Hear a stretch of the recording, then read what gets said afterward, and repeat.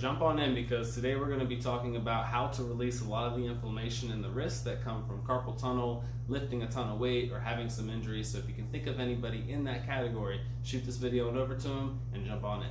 See you soon. All right, everybody, welcome in. Will Myers here with Myers Massage and Bodywork, and of course, Myers Impact. I'm a certified personal trainer and licensed massage therapist. Today for episode 3, we're going to be going over how to release any tension and congestion that develops in the wrist.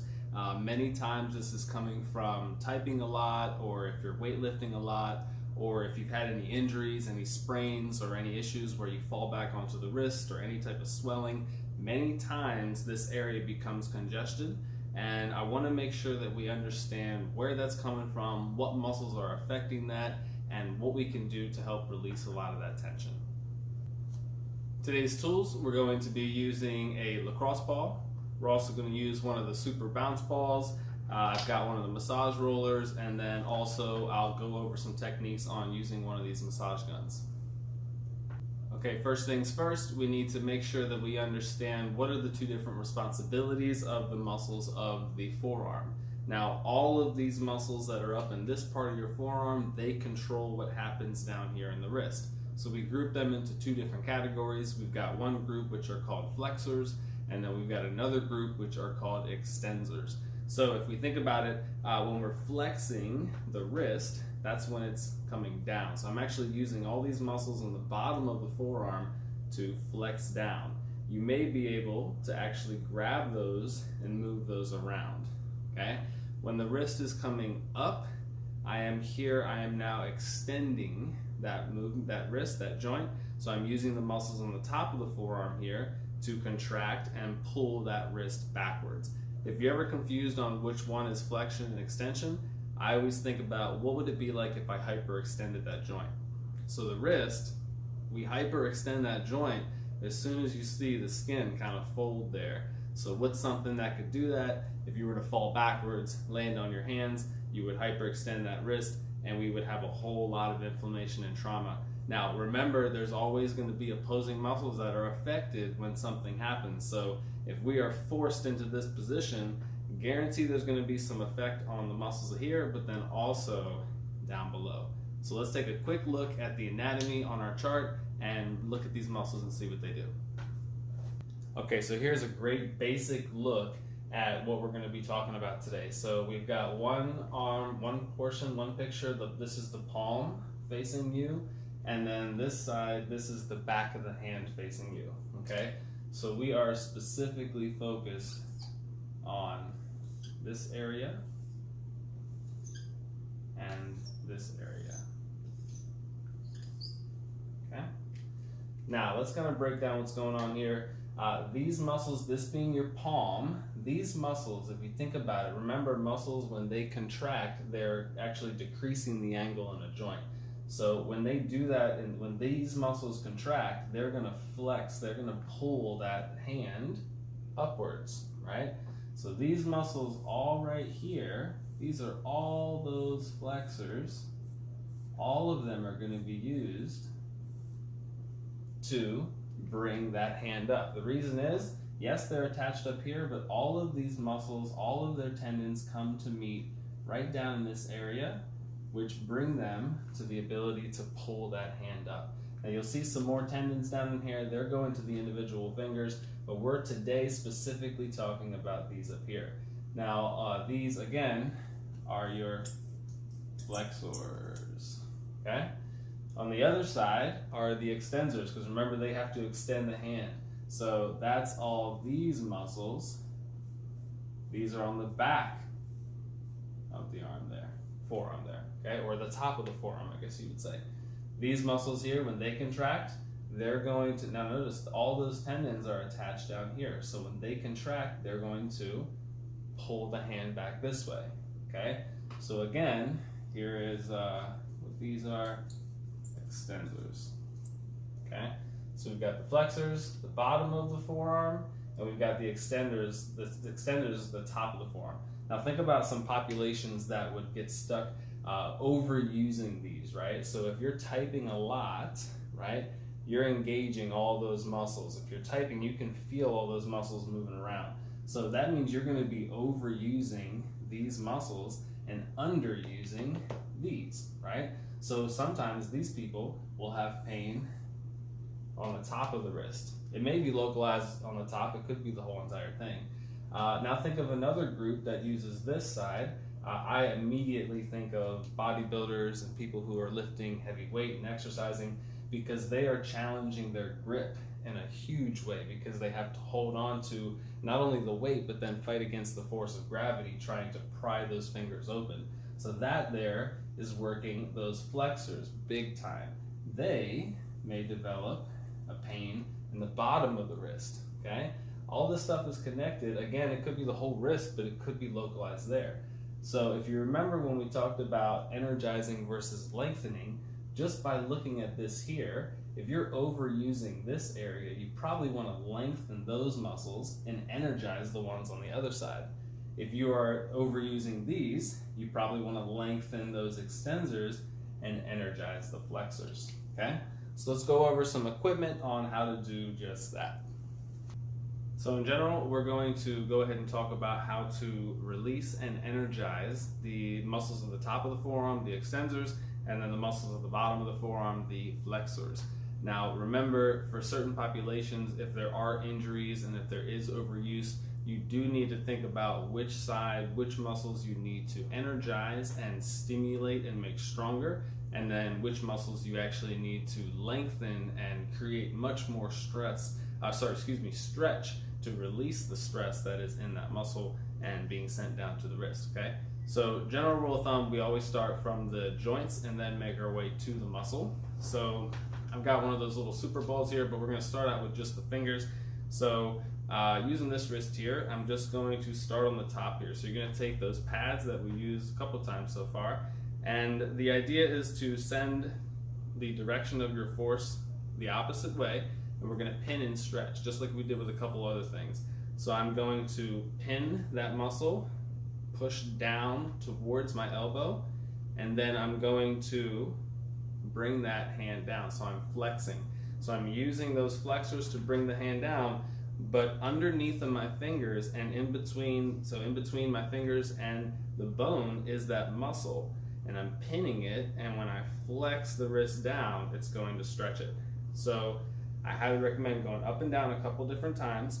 And so remember, your main pressure is when you're flexing the wrist. You're pinning and pulling and working those tendons at the bottom of the muscle. Now remember, there's ligaments in there too, but we're focused on, remember the muscles up here, where all of those muscles met. If you remember that diagram, you can kind of feel them like they're guitar strings in there. Pin one, push it down towards your elbow, and then flex the wrist, okay? And you can make your way all the way up into it. I think it's kind of cool if you've tried for the first time, do that and feel those muscles in there. You'll actually start to become aware and understand what you're made of, what's going on in there. There's a lot of different muscles in there. It's not just one big muscle, okay? So now I'm going to use the super bounce ball. This is just going to give you harder pressure. So you would place that there. You then put your fingers on the other side.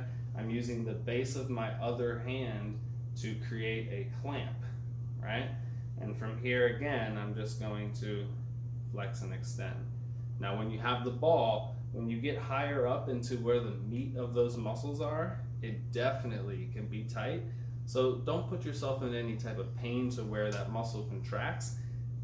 Breathe, take your time, and if you need to, exhale when you're going through that pressure, okay? After doing it a couple times, you're gonna feel a whole bunch of tingling up on top there, okay? Same thing can happen on the bottom here. So just in general, what I like to now use is my thumb, and remember these muscles, they flex. So in order to work them and lengthen them, we have to go that way. That would be stretching them. So I'm gonna pin that tendon again, and then kind of drag down, slide down a little bit, and as it's going, I'm then extending the wrist this time, okay? So if you can imagine each direction, you're pulling tension away from the actual joint, right?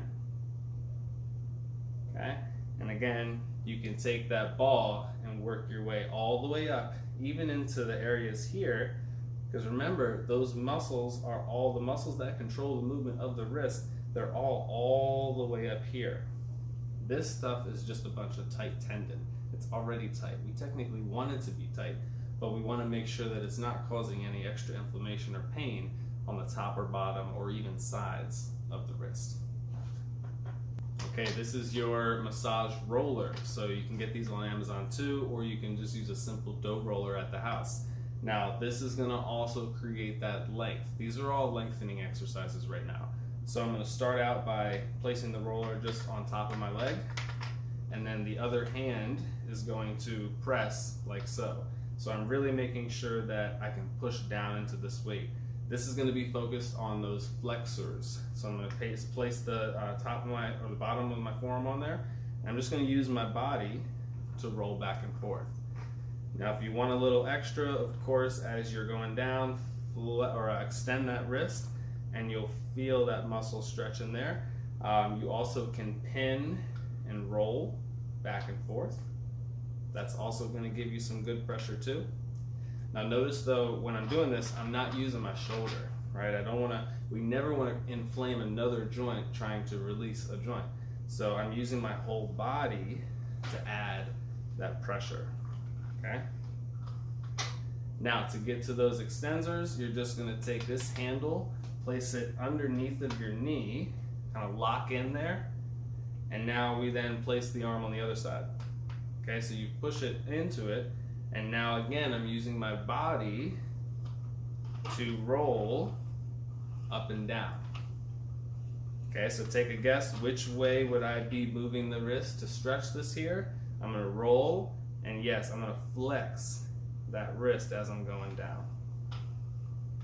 Good, okay? Very effective ways to make sure we're lengthening these muscles here. Now, for the most part, a lot of us need to lengthen these because they just get tight over time. But think about your specific situation.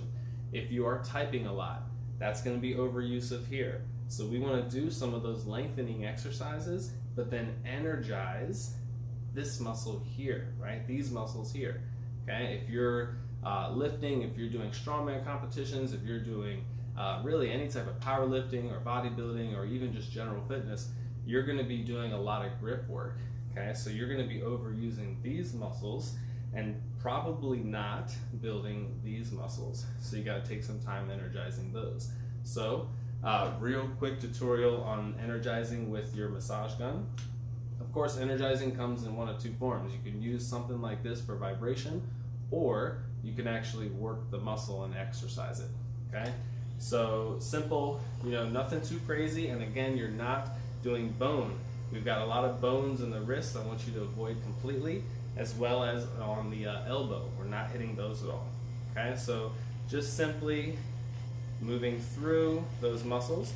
And I'm telling you, if you've been typing all day, even though these would be the muscles that we want to stretch, getting started with this can just feel so incredible, and it can also give you a little bit of circulation boost so you can get more out of your stretches. But again, if I was trying to treat something going on, I would energize this side if those flexors are too tight, and then I would energize this side if those extensors are too tight, okay? But it feels good in general, but the main reason I'm showing this here is because I want you to avoid those bones, okay? There's nothing wrong with giving the whole thing a nice little touch because it feels good, especially if you're not dealing with any pain or just you have overall tightness. You can do this right before you do your lengthening exercises. And if you're getting ready to exercise, this is a great way to get some of that vibration in there, that circulation flowing, and get those muscles ready to rock. All right, last but not least, now that we have impacted the joints, we've impacted the ligaments and tendons, now we want to look at those actual muscles. Those muscles, again, are attached down here and up here. There's no actual attachments right in the middle. We want to have those muscles to be able to move freely. So now that you've been able to address where they are down deep, let's go a little bit more superficial. So you can actually grab this muscle and try to pull it away from your bone. So you're gonna grab, and then you can just kind of slowly let your fingers just kind of let that muscle come out, right? So you're just lifting up. What I like to do after getting a couple of these here is grab that muscle and then move forward and back. And what I'm doing is I'm separating and I'm making sure that any of the fascia or anything in there isn't all tangled up with that bone. I want to make sure that it can move somewhat freely. When doing this, you want to make sure you're not contracting or stretching those muscles. So you just relax the hand and then you move. We call it jostling. You jostle those muscles. Same thing happens with those flexors. You can grab those muscles, right? The bone is here, come right past that bone, grab a hold, and again, you are going back and forth and moving them all around, okay? Just after going through this routine, you may already be even more aware of what's going on in there. If you can think of anybody that is dealing with any wrist issues or has had carpal tunnel or needs to deal with some type of inflammation in this joint, please shoot this video over to them. We want to get this information out because while we're sitting at home, I know things are tightening up. It doesn't necessarily replace getting it done by an actual therapist, but we do want to make sure that you can maintain your results in between your sessions. Will Myers with Myers Massage and Bodywork. I'll see you next time.